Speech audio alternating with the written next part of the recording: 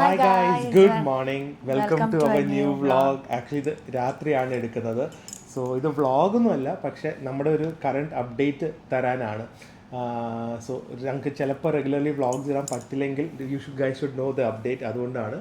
So നമ്മുടെ ആ ഒരു വിയറ്റ്നാം ട്രിപ്പൊക്കെ കഴിഞ്ഞ് വന്നു. ഭയങ്കരമായിട്ട് എൻജോയ് ചെയ്ത ട്രിപ്പായിരുന്നു. സാധാരണ ഞങ്ങൾ വിയറ്റ്നാം ഒരിക്കലും ഇത്ര എൻജോയ് ചെയ്യാൻ പറ്റുമെന്ന് വിചാരിച്ചിട്ടില്ല. ഞങ്ങൾ പലതവണ വിയറ്റ്നാമിൽ പോയിട്ടുണ്ടെങ്കിലും പക്ഷേ ലൈഫിൽ നമ്മള് ഭയങ്കര മെമ്മറബിൾ ആയ ഒരു ട്രിപ്പ്. നമുക്ക് ലൈക്ക് ഫോർ എക്സാമ്പിൾ റഷ്യ ഒരിക്കലും മറക്കാത്തതാണ്, യുക്രൈൻ മറക്കാൻ പറ്റാത്തതാണ്, രാജസ്ഥാൻ.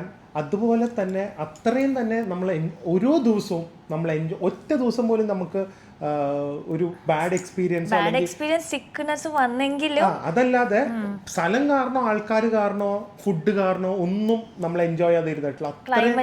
ക്ലൈമറ്റ് കാരണം അതാണ് മെയിൻ കേട്ടോ. സോ ഞങ്ങൾ അത്രയധികം ഒരു എൻജോയ് ചെയ്തൊരു ട്രിപ്പായിരുന്നു. പക്ഷേ നിങ്ങൾ കണ്ടപോലെ തന്നെ പ്രിയയ്ക്ക് ആ ടൈമിൽ ഹെൽത്തിന് കുറച്ച് ഇഷ്യൂസ് ഉണ്ടായി. അത് ഈ ഫൈബ്രോമൈൽജിയുടെ കേസ് തന്നെയാണ്. അപ്പോൾ ഫൈബ്രോമൈൽജിയെ കുറിച്ചൊന്നും നമ്മൾ പറയുന്നില്ല, അതൊക്കെ നമ്മൾ വീഡിയോസ് ചെയ്തിട്ടുണ്ട്. പക്ഷെ ഇപ്പം ഞങ്ങൾ ഇരിക്കുന്നതെന്ന് വെച്ച് കഴിഞ്ഞാൽ ഇവിടെ വന്ന ഉടനെ തന്നെ ഇന്നും പോകുന്നതിന് മുമ്പേ ആക്ച്വലി ഡോക്ടറെ കണ്ടിട്ടാണ് പോയത്. അപ്പോൾ ഡോക്ടർ സത്യം പറഞ്ഞ ഒരു മാസത്തെ എനിക്ക് മെഡിസിൻ തന്നിട്ടുണ്ടായിരുന്നു. ആ മെഡിസിൻ കഴിക്കുമ്പോഴാണ് ഡോക്ടർ പറഞ്ഞ റെസ്റ്റ് വേണമെന്ന്. പക്ഷെ നമ്മൾ ഓൾറെഡി നേരത്തെ തന്നെ ടിക്കറ്റും ഹോട്ടൽസൊക്കെ ബുക്ക് ചെയ്ത് കൊണ്ടിട്ടാണ് ഡോക്ടറുടെ സാങ്ഷനോടെ പോയത്. പക്ഷെ അവിടെ പോയപ്പോഴും കണ്ട പോലെ ഞാൻ വയ്യാതെയായി.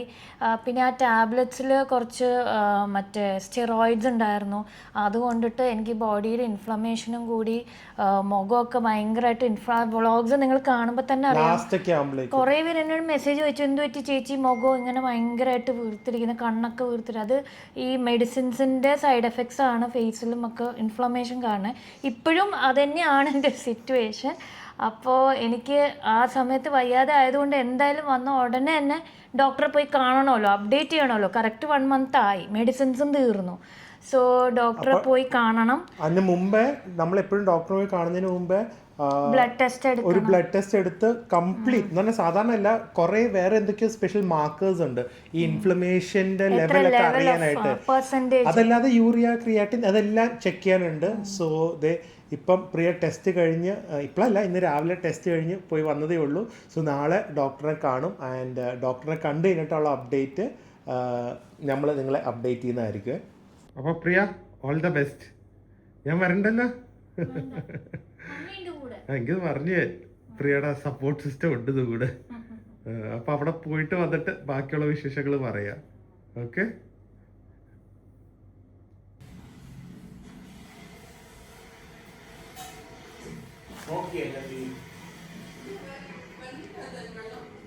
വെള്ളമില്ല അതിലിപ്പം, അതടിക്കണ്ട, ഒരാവശ്യം ഉണ്ടെങ്കിൽ അടിക്കാം.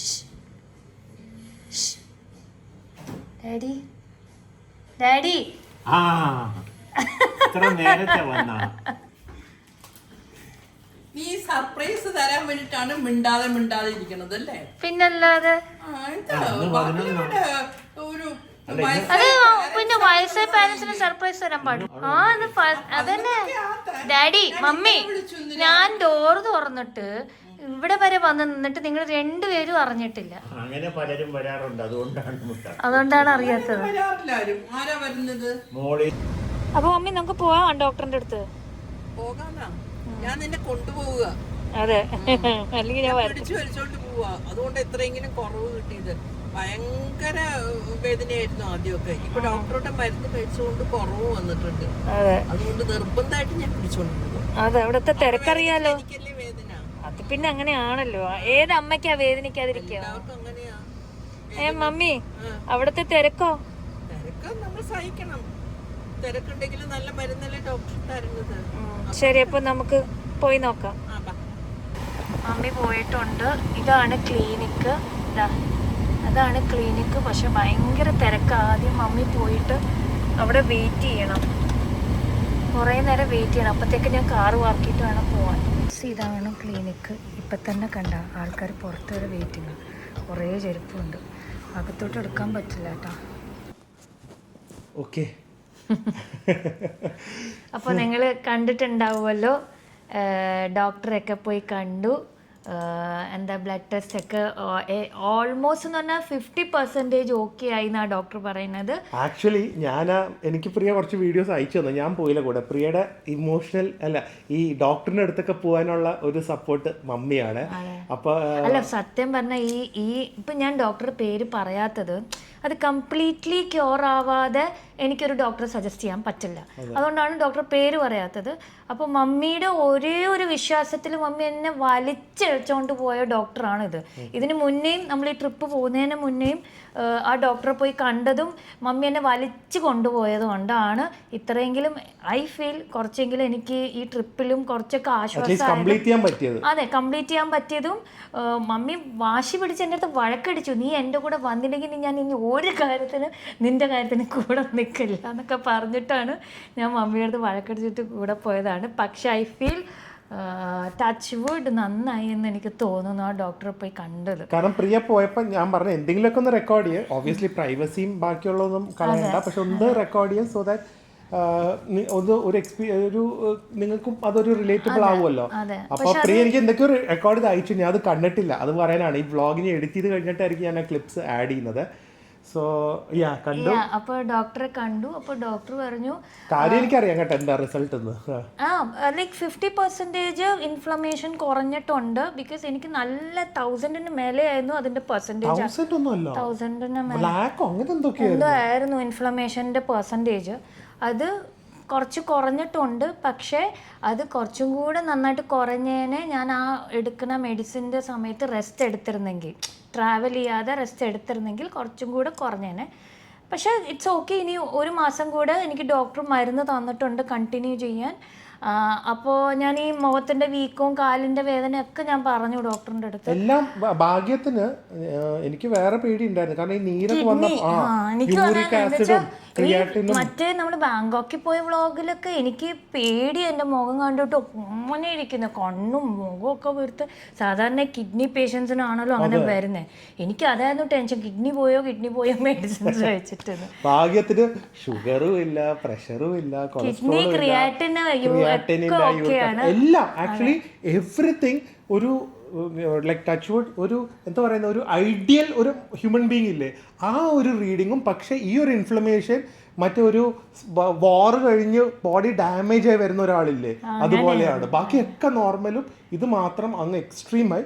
പക്ഷെ ഡോക്ടറിന് തന്നെ അതിശയം, ഇൻഫ്ലമേഷൻ അങ്ങേ അറ്റം വരെ പോണെങ്കിൽ വേറെ എന്തിനെങ്കിലൊക്കെ കുഴപ്പം വരണമല്ലോ. പക്ഷെ അത് ബാക്കിയുള്ള ഞാൻ ഇൻഫ്ലമേഷൻ എന്താന്ന് ആ മാർക്കറിന്റെ റീഡിങ്ങിന്റെ പേര് ഞാനൊന്ന് നോക്കിയിട്ട് ഇതിൻ്റെ കൂടെ ആഡ് ചെയ്യാവേ. അപ്പോൾ അതുകൊണ്ടിട്ട് ഡോക്ടർ പറഞ്ഞു ഇനി മെഡിസിൻസ് കണ്ടിന്യൂ. അപ്പോൾ ഞാൻ പറഞ്ഞു ഡോക്ടർ എനിക്കിങ്ങനെ കിഡ്നിയുടെ പ്രശ്നമാണോ, ഇങ്ങനെ ഭയങ്കര വീർത്തു. അപ്പോൾ ഡോക്ടറിന് അത് സൈഡ് എഫക്റ്റ് ആണ് മെഡിസിൻസിൻ്റെ. അതിൻ്റെ ഡോസേജ് കുറയുമ്പോൾ അത് നീർക്കെട്ടും കുറഞ്ഞോളും. എനിക്ക് തോന്നുന്നു ബോഡിയിൽ വാട്ടർ റിട്ടൻഷനും ഈ മരുന്ന് കഴിക്കുമ്പോൾ എല്ലാം വരുമായിരിക്കും. അതുകൊണ്ടാണ് ഡോക്ടർ വെള്ളം അധികം കുടിക്കണം. അപ്പൊ വാട്ടർ റിട്ടൻഷൻ അല്ല, എനിക്കൊന്ന് ബോഡിയിലെ ഇൻഫ്ലമേഷൻ അല്ലെങ്കിൽ വല്ല ഫ്ലഷ് ഔട്ട് ചെയ്യാൻ വേണ്ടി ആയിരിക്കും. വെള്ളം കുടിച്ചുകൊണ്ട് എന്താ വെച്ചാൽ ഈ മെഡിസിൻസ് സ്റ്റെറോയിഡ്സും അങ്ങനത്തെ ഒക്കെ ആന്റിബയോട്ടിക്സ് ഒക്കെ കഴിക്കുമ്പോൾ നമ്മൾ ബോഡിയിൽ വെള്ളം കൂടുതൽ കുടിച്ചുകൊണ്ടിരിക്കണം, അല്ലെങ്കിൽ അത് will effect the kidney and liver. So അത് വെള്ളം കുടിച്ചുകൊണ്ടിരിക്കാൻ പറഞ്ഞു. ആൻഡ് അപ്പോൾ ഇനിയിപ്പോൾ എന്നെ കാണുന്ന വ്ളോഗ്സിലൊക്കെ ചിലപ്പോൾ എൻ്റെ ഫേസൊക്കെ വീർത്തിരിക്കുന്നത്, അയ്യോ എന്ത് പറ്റി ചേച്ചിന്ന് ചോദിക്കില്ലേ, അത് മരുന്നിൻ്റെ സൈഡ് എഫക്ട്സ് ആണ്. അതിൻ്റെ വണ്ണം വെച്ചിട്ടുണ്ടാവും. വണ്ണവും എനിക്ക് തന്നെ ഫീൽ ചെയ്തു. എന്താ വെച്ചാൽ ഈ മരുന്ന് കഴിക്കുന്നതുകൊണ്ട് എപ്പോഴും എനിക്ക് വിശപ്പാണ്. അതുകൊണ്ട് കേട്ടോ സത്യമായിട്ട് ഞാൻ പറയുവാണ്, എൻ്റെ ലൈഫിൽ ഞാൻ പ്രഗ്നന്റ് ആയിരിക്കുമ്പോൾ കൂടെ ഇല്ല പ്രിയ ഇതുപോലെ കഴിക്കുന്നത് ഞാൻ കണ്ടിട്ടില്ല. അതൊക്കെ അതിനെ കാട്ടി എന്നെയും കാട്ടി കൂടുതൽ ഒരു ഫുൾ ട്രിപ്പിൽ, ഒരു മീലോ ഇഷ്ടമുള്ള ഫുഡല്ല, ഒരു ഫുൾ ട്രിപ്പിൽ എന്നെയും കാട്ടി കൂടുതൽ വേറെ ഒരു മനുഷ്യൻ കഴിക്കുന്നത് ആദ്യമായിട്ടാണ് കാണുന്നത്. ഞാൻ ജെഫ്രിനും എൻ്റെ ഫാമിലീസും എല്ലാവരുമായിട്ട് പോയിട്ടുണ്ടല്ലോ, പക്ഷെ ആദ്യമായിട്ടാണ് ഒരാൾ എന്നെ കാട്ടി കൂടുതൽ. നിങ്ങളത് വിശ്വസിക്കില്ല. ആ പ്രിയയുടെ ബ്രേക്ക്ഫാസ്റ്റിന്റെ ഫോട്ടോസ് കണ്ടാൽ തന്നെ നിങ്ങൾക്ക് അറിയാം. ഞാനൊരു ഓംലെറ്റും, എനിക്ക് സോസേജും ബേക്കണൊന്നും വലിയ ഇഷ്ടമല്ല, ഒരു ഓംലെറ്റും കുറച്ച് ലോക്കൽ ഫുഡും എല്ലാം ട്രൈ ചെയ്യുമ്പോൾ പ്രിയ ക്രോസോൺസ്, 2 ഗ്ലാസ് ജ്യൂസ്, വെജിറ്റബിൾസ് കഴിച്ചിട്ടാ ബാക്കി കഴിക്കണം. ആയിക്കോട്ടെ ഹെൽത്തിയാണ്, പക്ഷെ ഈ ക്രൊസോണ്ട് അല്ലാതെ ബാക്കി എല്ലാ ഈ പ്രോട്ടീനും ബാലൻസ് ഫുൾ ഈ പച്ചക്കറിയൊക്കെ ഈ ഒരു ഗാർഡൻ പറിച്ചുകൊണ്ട് വന്ന പോലെ കഴിക്കുന്നത്. സോ ഭയങ്കര വിശപ്പായിരുന്നു. അല്ല, എനിക്ക് തന്നെ അറിയാം, എൻ്റെ ജീവിതത്തിൽ ഞാൻ പ്രഗ്നന്റ് ആയിരിക്കുമ്പോൾ കൂടെ ഇത്ര വിശപ്പുണ്ടായിട്ടില്ല. എനിക്ക് മരുന്നിൻ്റെ എഫക്ട്സ് ആണോന്ന് അറിയില്ല, എപ്പോൾ നോക്കിയാലും വിശപ്പാ. രാത്രിയൊക്കെ ഡിന്നർ കഴിച്ച് കഴിഞ്ഞ് വന്നിട്ടും ഞാൻ പറയാം എനിക്ക് 7-Eleven എന്തെങ്കിലും വാങ്ങിച്ചോണ്ട് വരാൻ പറയുന്നില്ല എൻ്റെ അടുത്ത് രാത്രി. ഇതിന്റെ കൂടെ എനിക്ക് പേടിയാ, ദേഷ്യപ്പെടും വിശന്ന് കഴിയുമ്പോ. അതിന്റെ കൂടെ അതുകൊണ്ട് എന്റെ ബാഗിലുണ്ടല്ലോ ഇപ്പൊ പോകുമ്പോ ഞാൻ 7-Eleven കുറച്ച് സാധനങ്ങൾ പ്രിയക്ക് ഇഷ്ടമുള്ള കുറച്ച് സാധനങ്ങൾ വാങ്ങിയിടും. ചോദിക്കുമ്പോ തന്നെ അതെ ദേഷ്യപ്പെടാനുള്ള ടൈം കിട്ടാറില്ല. എന്നിട്ട് ഞാൻ എന്ത് ചെയ്തെന്നറിയോ, ഒരു ദിവസം ഹോട്ടലിൽ വന്നിട്ട് എനിക്ക് ഡിന്നർ കഴിച്ചിട്ടാണ് ഞങ്ങൾ ഹോട്ടലിൽ വന്നിട്ട് ഞാൻ ചോദിച്ചു എനിക്ക് വിശക്കുന്നു എന്ന് പറഞ്ഞിട്ട് 7-Eleven ഫുഡ് കഴിച്ചു. അതെല്ലാം കഴിഞ്ഞ് കുളിക്കാൻ നെല്ലിൽ പോയി കഴിഞ്ഞപ്പോൾ ഞാൻ നോക്കിയപ്പോൾ അവിടെ അവർ നമുക്ക് കേക്ക് വെച്ചിട്ടുണ്ടായിരുന്നു ഹോട്ടലിൽ. ഫുൾ ഗൈസ് 1/2 കിലോന്റെ കേക്ക് ഒറ്റയ്ക്ക് ഇരുന്ന് കഴിച്ചു. അത് നമ്മൾ ഈ മെമ്പേഴ്സ് ആയതുകൊണ്ട് ഡെയിലി അവർ കേക്ക് ഇതൊക്കെ ഭയങ്കര സെർവിങ് ആയിരുന്നു. എനിക്ക് വിശപ്പ് ഫുൾ കേക്ക് ½ kg ഞാൻ കഴിച്ചു. എന്നിട്ട് ഞാൻ അപ്പോഴും എനിക്ക് മനസ്സിലാവുന്നില്ല ഞാൻ എന്താ ഇങ്ങനെ കഴിക്കണേ. അപ്പൊ ദില്ലുവാണ് എന്താ പറയാത്, എന്താ ഇതിങ്ങനെ കഴിക്കണേന്ന്. അപ്പൊ ഞാൻ മരുന്നിന്റെ എഫക്റ്റ് ആയിരിക്കും, വിശപ്പ് എപ്പോൾ നോക്കിയാലും വിശപ്പെന്ന്. സോ അപ്പോൾ ഞാൻ ഡോക്ടറോട് ചോദിച്ചപ്പോൾ ഡോക്ടറിന് വണ്ണം വെക്കാനുള്ള സാധ്യത ഉണ്ട് because of the medicines and even the നീർക്കെട്ട് ഇൻഫ്ലമേഷൻ. ഒരു മാസം ഉള്ളൂ കേട്ടോ മെഡിസിൻസ്. ഹോപ്പ്ഫുള്ളി അപ്ലൈക്ക് നിർത്താൻ പറ്റും, അല്ലെങ്കിൽ കുറയ്ക്കാനെങ്കിലും പറ്റും. ആൻഡ് അതുകൂടാതെ ഞാനിപ്പോൾ ഇനി വണ്ണം വെച്ചാലോ എന്ന് പേടിച്ചിട്ട് ഞാൻ പറഞ്ഞു ഡോക്ടർ ഞാൻ എക്സസൈസ് തുടങ്ങട്ടെ എന്ന് ഞാൻ ചോദിച്ചു. ലൈക്ക് പിലാറ്റസ് ഒക്കെ നല്ലതാണ്. യോഗ യൂഷ്വലി ഞാൻ ചെയ്യാറുണ്ടായിരുന്നല്ലോ, പക്ഷെ ഇപ്പോൾ ഒരു മാസം ട്രാവൽ ആയതുകൊണ്ട് നിർത്തി വെച്ചിരിക്കുകയായിരുന്നു. അപ്പോൾ ഞാൻ പയ്യെ യോഗ സ്റ്റാർട്ട് ചെയ്യട്ടെ എന്ന് ചോദിച്ചപ്പോൾ ഡോക്ടർ പറഞ്ഞു ഇപ്പോൾ ഒന്നും ചെയ്യണ്ട, മസിൽസ് റിലാക്സ്ഡ് ആവണം, സ്ട്രെയിൻ ചെയ്യേ വേണ്ട, മാക്സിമം പോയാൽ നടക്കുക, അതും അധികം സ്ട്രെയിൻ ചെയ്ത് നടക്കണ്ട, റെസ്റ്റ് എടുക്കുക, ബോഡി വീക്കാണ്, അതൊന്ന് ആയി കഴിഞ്ഞിട്ടല്ലേ മസിൽസ് ഒക്കെ വെക്കേണ്ട കാര്യമുള്ളൂ. സോ മസിൽസ് സ്ട്രോങ് ആക്കാനും സ്ട്രെച്ചിങ് പോലും ചെയ്യണ്ടെന്നാ പറഞ്ഞത്. മസിൽ ഇൻഫ്ലേംഡ് ആവാനായിട്ടുള്ള ഒരു ആക്ടിവിറ്റിയും ചെയ്യണ്ട. ഒരു മാസം ബെഡ് റെസ്റ്റ് അല്ല, പക്ഷെ ബേസിക് വളരെ മിനിമൽ ഫിസിക്കൽ എക്സർസൈസ് ഉള്ള രീതിയിൽ നിൽക്കാനാണ് പറഞ്ഞിരിക്കുന്നത് ഡോക്ടർ. സോ ഇപ്പോൾ ഒരു മാസം എനിക്ക് തന്നിട്ടുണ്ട് ഡോക്ടർ, ബെറ്റർ ആയിട്ടുണ്ടെന്നും പറഞ്ഞു. പക്ഷെ ഇനി ഒരു മാസം അതുകൊണ്ടാണ് ഈ ഒരു മാസം ഇനി എനിക്ക് എൻ്റെ ഡയറ്റ് കൺട്രോൾ ചെയ്യണം, വീട്ടിലത്തെ ഫുഡ് മാക്സിമം കഴിക്കാൻ നോക്കണം, റെസ്റ്റ് എടുക്കണം, സ്ട്രെസ്സൊന്നും അധികം പാടില്ല, മസിൽസ് ഒക്കെ റിലാക്സ് ചെയ്ത് അതെല്ലാം കൂടെ നോക്കിയിട്ട് വേണം ഇനി അടുത്ത ഒരു മാസം. ഇനി നമുക്ക് ഒരുപാട് ട്രാവൽസ് വരുന്നുണ്ട്, അറിയാലോ. ട്രാവൽ വിത്ത് OHF ചൈനയിലേക്ക് വരുന്നുണ്ട്, അല്ലാതെ നമ്മൾ ട്രാവൽ വിയറ്റ്നാം ട്രിപ്പ് വരുന്നുണ്ട് നമ്മുടെ OHF ഉണ്ട്. അതിൻ്റെ കൂടെ തന്നെ നമ്മുടെ എത്ര 1.5 years മുമ്പ് ബുക്ക് ചെയ്ത ട്രിപ്പ് അല്ലേ, അത് ഞാൻ പറഞ്ഞിട്ടുണ്ട് വ്ളോഗില്. പറഞ്ഞിട്ടില്ല, അല്ല എന്താന്ന് പറഞ്ഞിട്ടില്ല, ഞാൻ ബുക്ക് ചെയ്തു എന്ന് പറഞ്ഞിട്ടുണ്ട്, ഗസ് ചെയ്യാൻ പറഞ്ഞിട്ടുണ്ട്. ഒരാളെ കണ്ട് ഗസ് ചെയ്തിട്ടുണ്ട്. 2 years മുന്നേ ബുക്ക് ചെയ്തത്. ഏകദേശം അത്രയും ഡിമാൻഡ് ഉള്ള ഒരു സാധനമാണ്. അപ്പൊ അത് ചെയ്തിട്ടുണ്ട്. അത് കഴിഞ്ഞിട്ട് അതല്ലാതെ ഗൈസ് വോണ്ട് ബിലീവ് ഇറ്റ്, എൻ്റെ ഇപ്പോൾ ടിക്കറ്റ് ഉണ്ട്. ഞങ്ങൾ ആക്ച്വലി നോർത്തേൺ ലൈറ്റ്സ് കാണാൻ വരെ പ്ലാൻ ചെയ്ത, എവിടെയാണെന്നൊന്നും പറയുന്നില്ല, പ്ലാൻ ചെയ്തതാണ്. ഭാഗ്യത്തിന് അത് ആ ടിക്കറ്റ് നമുക്ക് എത്ര തവണ വേണമെങ്കിലും ഡേറ്റ്സ് മാറ്റാം. അതുകൊണ്ട് ഒരു വിഷമമില്ല, അല്ലെങ്കിൽ ഭയങ്കര എക്സ്പെൻസീവ് ആയിരുന്നു. എനിക്ക് പോകണം, പക്ഷേ ദില്ലു ഒരു വിധത്തിൽ സമ്മതിക്കും. ടിക്കറ്റ് വരെ ഓൾറെഡി ബുക്ക്ഡ് ആണ്, എപ്പോ വേണമെങ്കിലും മാറ്റാം ടിക്കറ്റ്. ആദ്യമായിട്ട് ഞങ്ങൾക്ക് അങ്ങനത്തെ ടിക്കറ്റ് കിട്ടുന്നത്. പക്ഷെ ദില്ലു പറയുന്ന ഹെൽത്ത് ഓക്കെ ആവട്ടെ എന്നിട്ട്. കാരണം first of all extreme called ആയിരിക്കുമല്ലോ, പിന്നെ അടുപ്പിച്ചുള്ള ട്രാവൽ ആയിരിക്കും. അത് കഴിഞ്ഞ് വന്ന ഉടനെ തന്നെ നമ്മൾ ചൈനയിലേക്ക് നമ്മുടെ OHF ട്രാവൽസ് പോകും. അത് കഴിഞ്ഞിട്ട് ഞങ്ങളുടെ ഒരു ട്രിപ്പ് ഉണ്ട്. സോ ഇതൊക്കെ ഒരു എക്സേർഷൻ ആണല്ലോ. അത് നോർത്തേൺ ലൈറ്റ്സ് ഒക്കെ പറഞ്ഞു കഴിഞ്ഞാൽ മൈനസിൽ കുറേ മണിക്കൂറൊക്കെ വെളിയിൽ നിൽക്കണം. പിന്നെ നമ്മൾ അവിടെ പോകുമ്പോൾ നമുക്ക് വ്ളോഗ് ഒരു കമേഴ്ഷ്യൽ വാല്യൂ കൂടെ ഉണ്ടാവണമെങ്കിൽ ഒരു ദിവസം ആ തണുപ്പത്ത് നിന്നിട്ട് വരാൻ പറ്റില്ല. മാത്രമല്ല എൻ്റെ ഇപ്പോൾ ഫിസിക്കൽ കണ്ടീഷൻ വെച്ച് നോക്കിയിട്ട് തണുപ്പത്ത് പോയാൽ ചിലപ്പോൾ പെയിൻ കൂടും, ബോഡിയുടെ muscle pain, cramps, muscle cramps ഒക്കെ വരും. എനിക്ക് അതൊരു ടെൻഷനുണ്ട് അവിടെ പോയിട്ട് എങ്ങാനും എന്തെങ്കിലും ആയാലോ.